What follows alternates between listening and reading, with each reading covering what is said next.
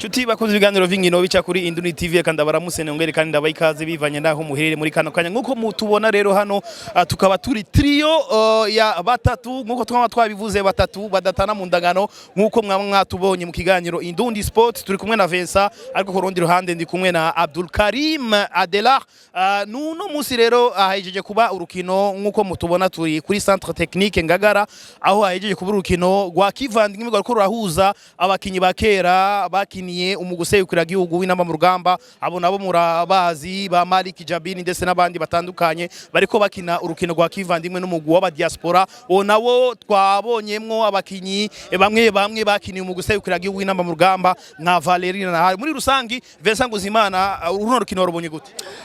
Icambere n'ugukengurukanye n'urukino rwagenze nta wagize ikibazo nta wigeze avunika n'urukino rwari ruryoshye ku mpande zose ivyo beshi batari biteze yuko urukino ruza kugenda nkuko byagiye kuba bigenda n'urukino rwo ba diaspora rwari ko rahuza n'abandi bakinyi basanzwe bakinanga mu gihugu cyacu cy'u Burundi ariko bakiniye mu giserukira gihugu intamba mu rugamba n'abandi bakiniye mu giserukira intamba mu rugamba bagiye kuba babikora neza baza kuba batsinda ibitsindo bigira kuri 2 byose kubusa kuri bano bakinyi bakina hanze y'igihugu abo twokwita aba diaspora ariko badasanzwe bakina kuko beshi barakukurutse ariko kandi twovuga yuko bosinga urukino rwari rumeze neza nubwo umugwi w'abakinyi bakini mu giserukira intamba mu rugamba babikoze neza twabonye n'abandi ba diaspora basanzwe barakiniye mu giserukira intamba mu rugamba babikoze neza ku ruhande rw'inyuma beshi ntabyo bari biteze ko baza kuba bahagarara neza ariko ibitsindo bigira kuri 2 nivyo byagiye kuboneka bosinga muri no rukino. Abdul Karim kuri wewe runo rukino warubonye gute ibitsindo 2 vya abakinyi bakera Asaf ba Malik Jabir basindi ibitsindo 2 kubusa uwo runo rukino warubonye gute?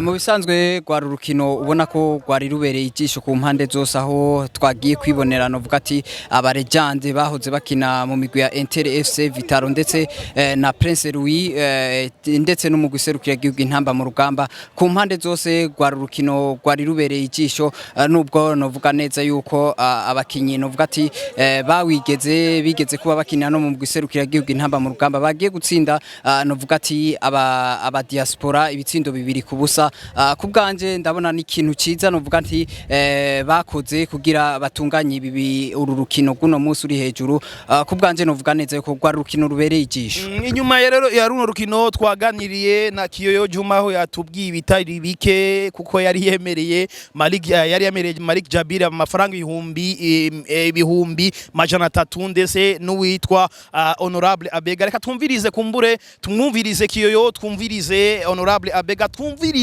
Mulamba uwonayo Mulamba n'umukinyi wa kera wa Inter FC asanzwe aza mu Burundi mu gihe asanzwe aba mu gihugu cya Kongo mu Buvira aho raza gukora imyimenyerezo mu ba legende hano mu gihugu cyacu Burundi agaca ataha hariya mu gihugu cya Kongo twumvirize kandi n'uwitwa Dominique Miyambo muri rusangi bose hamwe reka tumwumvirize hama tugaruke turabe ibirori byo guha ubushimwe abakinyi bakoze amateka mu migwi sekura gihugu ndetse no mu migwi itandukanye ya hani wacu.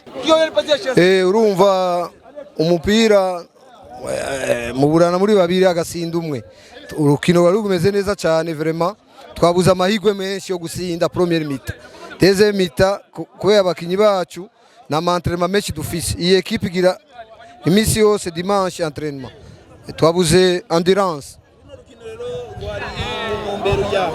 yari numbero y'igicuti ni numbero yo gufasha ari abakinyi bakera tuwava dufasha ngaha amwe n'abandi bita bimana imiryango yabo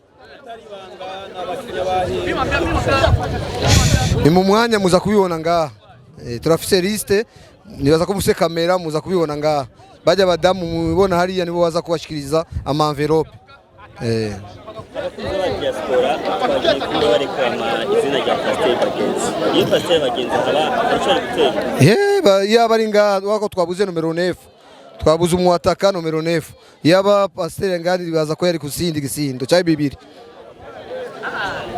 twitege yuko mu mwaka uzogaruka mu kuri izindi za kivandimwe nta rundi rukino mbega oya twapanze inkino 2 mu mwaka uza tuzosubira gukina babandi nyene kandi tuzokinira Gitega uwo tuzoduga ruguru ariko aba tuzoca tukinira ngaha kandi naba match retour hanyene nasindwe nabo munganya guheruka mwavuze yuko abaririmbyi bashize abana bakiri bato no muzi ariko nakinyi nabo mungana imyaka ariko byanse ariko wabonye ko position twanganya ni chance gusa umunsi twabuze.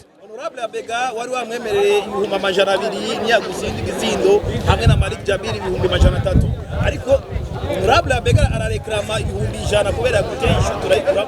Oya twumvikanye Gisindo yagiteye kabisa abonye ko cyaje n'ingufu nyinshi ndavuga nta bihumbi amajana 200 ntwara ndasimba nonga nakora komerese. Oya kandi atasinze.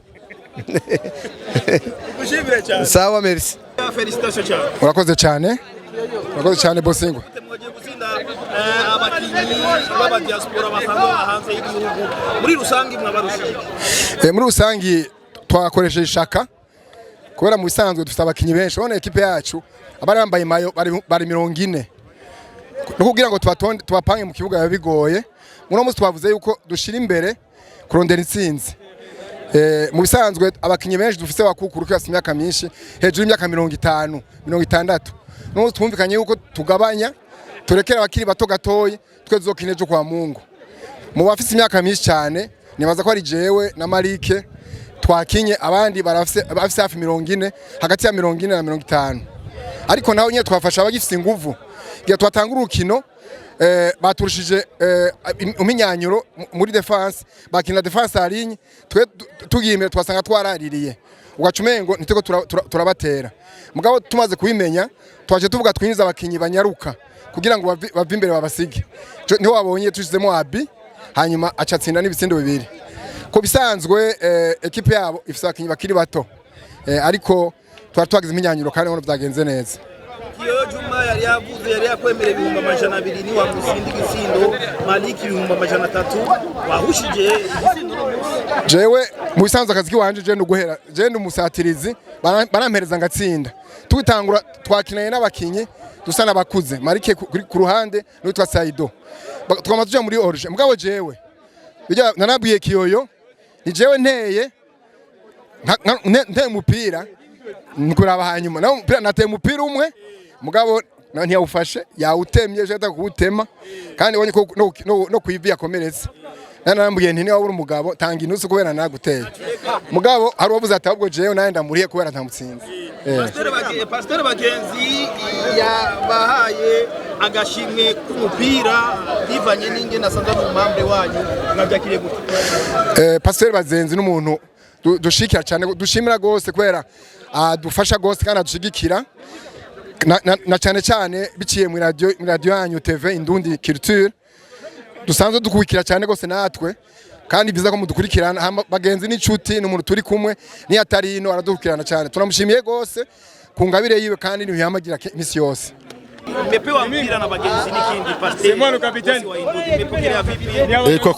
Kwa kweli tulizo hadi yenyewe Pasteur Bagenzi anatupatia tunashukuru sana. Ni mtu ni mambre wetu kutatizo kura anakuwa iko karibia na sisi kabisa, hatuna cha kuweza kusema mingi. Tunamshukuru kabisa, aendelee na hilo, azidi kuleta bingi kuzidia hii yeye anatupatia leo. Acha tupatia bingi sana na kupitia ku radio yenu TV yenu, vraiment hatuna vya kusema vya mingi kabisa. Tutaendelea na sisi kuwaunga mkono, wakati mnatuitisha tuweza kuongea tutafika ku radio yenu tuweze kuongea kuhusu association yetu na yeye mondani. Mmewafunga wa diaspora lakini wanadai kwamba mmeroga hata mechi ya Mikali. Hiyo ni lugha yabo, lakini tulikuwa tuliwaambia kama sisi kutokana na matatizo tulipita ndani mpaka leo tukasema leo hiyo match tunapaswa kuifunga. Ndio tulipinga. Tukasema kweli leo wakitufunga itakuwa ndio wa legend, si tutakuwa diaspora. Akili tuboresha kama tuko wa legend, ndio maana tulifanya nguvu yote tuweze kuwafunga. Mshambuliaji wa miaka yote Vitaro, mshambuliaji hatari sana, leo kucheza kwa nini? Mimi namaliza miezi 5 nilifanyia operation wanitia prothèse. Nilikuwa nilifanyia operation na South Africa. Hivi nashukuru Mwenyezi Mungu nirudia niko vizuri. Na nashukuru sana support ya ndugu zangu wa legend, baliweza kabisa kunisupport wakati naenda paka hivi narudia paka hivi niko nao wanazene kunisupport kwa ile yote ile niko nayo kidogo banaese kunijolea hali. Kwa hiyo nashukuru sana. Na mimi niko napendelea nikuwe leo, lakini naomba mwaka kesho kama ndugu zetu watarudia na mimi nitakuwa uwanjani na siku kwa kweli mzee Mlamba mwoke mnajua niveau yake, mnajua maarifa yake. Alitoka Uvira anakuja na kusherekea demu ya ba legend. Ni kusema ku victoria ya leo ni alichangia ndani. Mpe microphone mzee tu. Nashukuru sana. Asante baba yangu. Mlamba ni mchezaji, alikuwa mchezaji wa zamani wa Inter FC. Hakuwahi kubadilisha timu na alisaidia sana Inter FC kufika mbele. Ma promotion Inter FC ilifanya, Mlamba alikuwa ndani kwa magoli. Niliwahi kuwa meilleur buteur miaka 5 ya kufatanisha hapa Bujumbura. Sasa mpira ni hivyo, miaka ikizidi inakuwa hivyo. Miaka mingapi sasa? Mimi hivi naeneza 69. Kunabakia mwaka mmoja naeneza 70. Miezi kidogo naeneza 70. Ndio. Watu wanasema wanakupongeza sana, wanasema unatoka Uvira unakuja kufanya mazoezi kila siku Jumapili, alafu mazoezi yakimalizika unarudia Uvira. Ndio, basi inakuwa wepesi. Kitu ukipenda na kama kitu ni cha kwako lazima ukihudumie. Ndio. Lazima ukihudumie kabisa na ujionyeshe kama wewe ni mwenye kile kitu. Hii legende, na sisi tulianza kucheza mpira, hatuwezi inafaa tuwapatie wachezaji wadogo moyo, wajue kama wazee wetu kumbe ndio hivi, na wao watakuwa na mapenzi ya kupenda mpira kama vile sisi tunaupenda. Uko legende wa Uvira, uko legende wa Burundi. Hakuna problem. Kwa ujumla pakicheza timu ya Uvira ambao wao unakuwa unafanya mazoezi, ikaje kacheza na Asafu, utachezea timu? Nilianza kuchezea Burundi. Sasa kwa hiyo nitachezea Burundi. Au kuchezea timu ya taifa? Sikuwahi kuchezea timu ya taifa, lakini nilicheza tu kwa competition. Na nikafaidikia kabisa. Kama leo Kongo ililia, Mobutu, wakati wa Mobutu alilia. Sasa tulikwenda kucheza Kananga na bwana Francois hapa, tulikuwa pamoja. Walilia sana kuona tuliwafunga Burundi nafunga Kongo. Ndio mara ya kwanza. Ilikuwa sifa kubwa sana. Nikushukuru sana mzee. Asante, na mimi nawashukuru kabisa. Nafurahi. Mimi leo sikucheza, nilikuwa na udhaifu kidogo, nilikuwa na shock kidogo kumguu. Kumbuka zile shuti zako za Inter. Sio shuti tu. Mimi nichezaga Mprince lui. Ndio. Sio shuti tu. Kuko vitu vingi sana vya nilikuwa nafanya hapa vilikuwa vinafurahisha publiki ya Burundi. Ni vingi sana vya mimi nilifanyaga zamani. Wengi wanajua. Kwanza Vitalo, kama kuna joueur mwenyewe alikuwa anaogopa sana hapa Burundi, ni mimi Dominique. Wanajua. Leo nasema kwamba ukucheza, lakini mmefunga leo. Na imani mmewashinda nini hawa? Tumewafunga juu sisi tulitoka tangio kwa mazoezi yenye tulikuwa tunafanya. Tulikuwa tunajitayarishia hii match. Tulipenda tucheze tuko pamoja. Tuko na esprit moja ya discipline. Tukasema tutacheza mpira wa chini wa si wote. Maanake tulicheza tuko si wote. Tunacheza tuko tunapasiana, tunacheza na discipline na tunaziwia na tunaenda kufunga. Muliona mwe wenyewe gisi mpira wetu ulikuwa mzuri leo. Ndio. Tukushukuru sana. Nashukuru. Na kitu kingine ningependa kuongeza, mimi wengi najua wananijua, Dominique, mchezaji wa Prince lui, tena mchezaji wa equipe nationale Inhamba, nimeichezea mpaka gisi tulienda kucheza hata nje Ulaya, tulienda tuko mie wakati niko kapiteni wa equipe nationale. Ndio. Unajua equipe nationale haikuwa inacheza mamachi mengi. Haikuwa inacheza mamachi mengi, ndio matatizo tulikuwa nayo kwa ule wakati. Ndio, asante sana. Itwa Sumani na tutwa Mwimviri. Sasa n'umukinyi yakiri igihugu akinira muri Vitaro bose baramuzi. Hama ubundi twari twimvire n'umukinyi yakinye kera, hama yaritavye Imana yitwa Fize. Twashaka yuko Prezida wa Rezami au Kanverope azogashikana. Fize, famille Fize.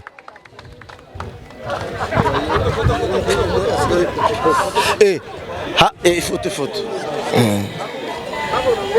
Ya. Famille Fize.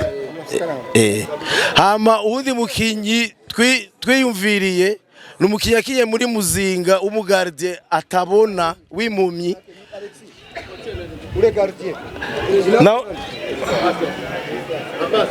Abbas nawe twe twamwiyumviriye akamveropo kiwe president wa Rezame azogashikiriza.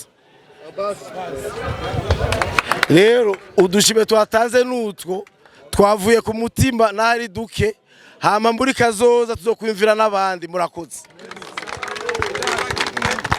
Sasa tunataka kuanza kuri urukino toba dushimire umugwi watsinze uno munsi no wabatama mugabo urabona yuko bakinisha ubwenge twe turacari batubwasi cyane toba tubashimire ku ntsinzi mwatsinze ndibaza yuko mu mwaka uza natwe tuzoza twiteguye neza muzokarisha tudukarishe rero twashaka kapiteni boza gutora coupe y'uno munsi.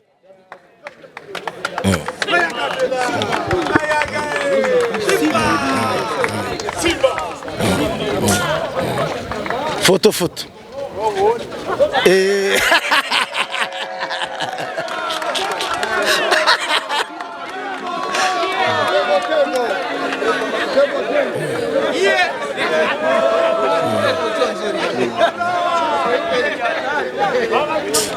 Simba.